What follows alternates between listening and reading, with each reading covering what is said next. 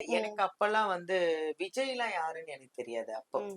நான் நடிக்க வந்த டைம்ல நான் 90ல வந்தேன் இல்லையா ம். ஃபீல்டுக்கு.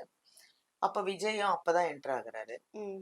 எனக்கு என்னன்னா பாலச்சந்தர், பாரதி ராஜா, டி. ம். ராஜேந்தர், எஸ். ஏ. சந்திரசேகர் இவங்க படத்துலலாம் நடிக்கணும்னு ஒரு நடிக்கணும். வெறி, ம். ஒரு ஆசை. டெய்லி காலைல ஆனா அவங்கவங்க அவங்க ஸ்டுடியோக்கெல்லாம் போயிட்டு நான் ஃபோட்டோ எடுத்துட்டு ஓகே, ஓகே. போய் பார்த்துட்டு வருவோம். ம். ம். நானும் அப்பாவும் போய் பார்த்துட்டு வருவோம். ஸோ அப்படி போயிட்டு இருக்கிற நேரம் தான் எஸ். ஏ. சந்திரசேகர் வந்து அவங்க பையன வச்சுட்டு ஒரு படம் எடுக்குறாரு. ம். ஹீரோயின் செலக்ஷன் நடந்துட்டு இருக்குன்னாங்க. அப்போ எனக்கு ஒரு மீடியேட்டர் தான் சொன்னாரு. இந்த மாரி ஓகே. நடந்துட்டு இருக்குமா, நீங்க போய் பாருங்கன்னாரு. போம்போது ஆஃப் சாரில போயிடுமா, பாவாடை தாவாணி தான் கட்டிட்டு வர சொன்னாங்கன்னு. நான் அதே மாரி பட்டு பாவாடை, பட்டு ஜாக்கெட்டு, ஹாஃப் தாவாணி சாரி போட்டுட்டு போட்டு. தான் செலக்ஷனுக்கு போனேன். போனோனே என்ன செலக்ட் பண்ணாரு. சூப்பர்.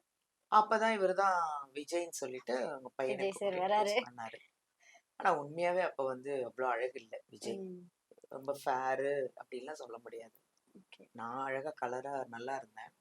அவரு கருப்பா ஒரு மாரி ஃபங்க் முடி, ம். கழுத்தெல்லாம் கணுங்கரையில. கை குடுத்தாரு. கையெல்லாம் ஒரு மாரி ஸ்வெட்டிங்கா இருந்தது. ஒருவேளை ம். ஜிம்முக்கு போயிட்டு வந்தாரோ தெரியல. ஓகே. ஸ்வெட்டிங்கா தான் இருந்துச்சு. இவர் தான் என்னோட சன்னு விஜய். உங்களுக்கு பேர் தான் பண்றீங்கன்னாரு. ஓ!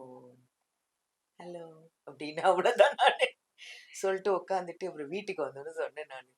என்னம்மா பாப்பா என்னப்பா இப்படி இருக்காரு? இவருக்கு பேரானா அப்படின்ட்டு.